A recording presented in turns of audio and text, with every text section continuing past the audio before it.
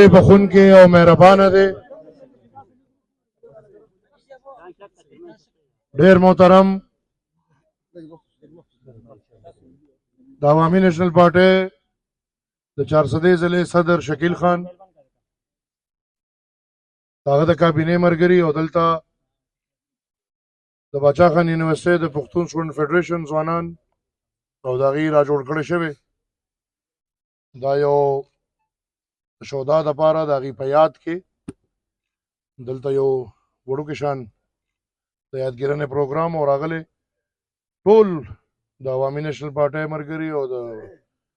پښتنو د اشنغر د هر مکتب فکر رونو مشکور یم. ستاسو د ټولو بیا په خصوصي توګه مشکور یم د یونیورسټۍ د خپلو مشرانو چې زموږ په راتلو دلته موجود دي او د یووالي هغه پیغام دی دی کې نور څه نشته. د پریس د رونو مشکور یم چې دلته حاضر شوي او ګران رونو داسې ځای ته راتګ په داسې ځای کې حاضري کول او داسې خلک یادول زما په سوچ زما په فکر په موږ یو فریضه ده. د دهشت پر ضد د امن چې کوم ځای کې شهیدانی الله دې وبخي او شهیدان دې انشاءالله الله به بخلي او پکار دی چې هغه ټول د موږ یادو. یو ډېر تاریخي سانحه چې دلته عمده تاریخو لړۍ وې هغه منظر اوس هم مانه نه هېرېږي.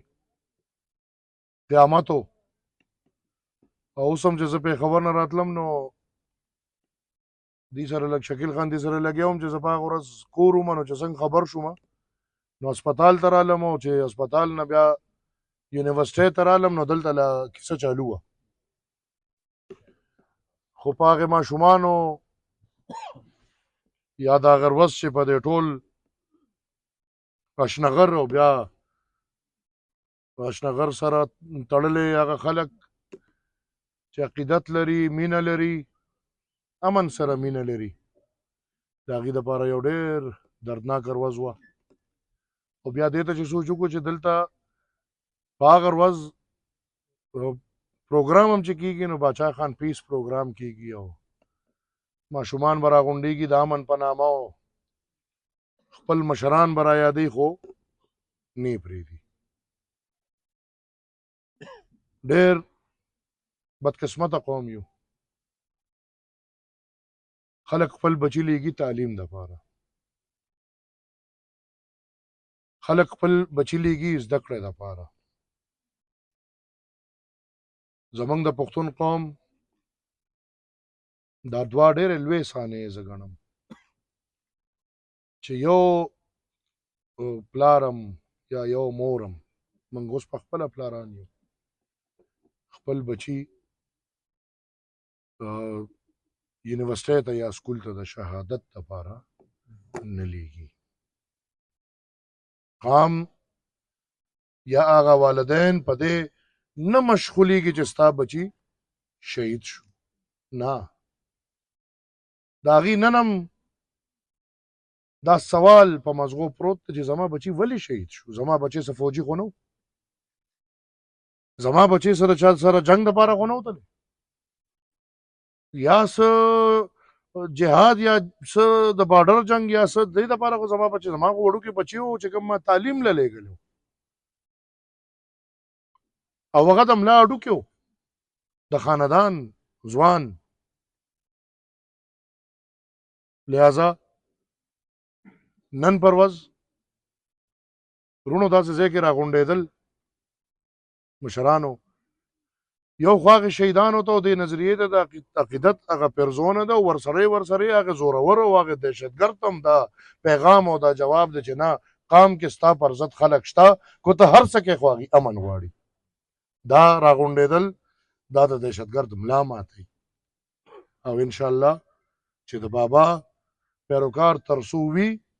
د امن پرچار به چالوي او د دهشت او د وحشت پر ضد کو هغه دهشت په هر جامه کې کیږي ان شاء الله من او تاسو به غندنم کو مخالفت به هم کو او ولاړ به الله دې داسې واقع بیا په دې قام نه راولي او الله دې کی چې دا قام کې دونه شعور پیدا شي چې دې سره د شعوره ځان نه ړوند کوڼ نه جوړوي دې په خپل ښه په خپل بد پیږي دې په خپل سبا په خپل بیګا پیږي دې په خپل دوست په خپل دشمن پیږي نو ان شاء الله د پښتنو خاوره دونه زرخیزه ده چې دا قام ترقي کولی شي موږ د خپلو مشرانو نه دا زده کړه کړې ده ان شاء الله کو به اصلاح به کو دا نه ده شته او هر وخت کې دا د باچا خان وخت کې مو دا د ولی خان بابا وخت کې مو دا نه هم شته زه چغې وایم زه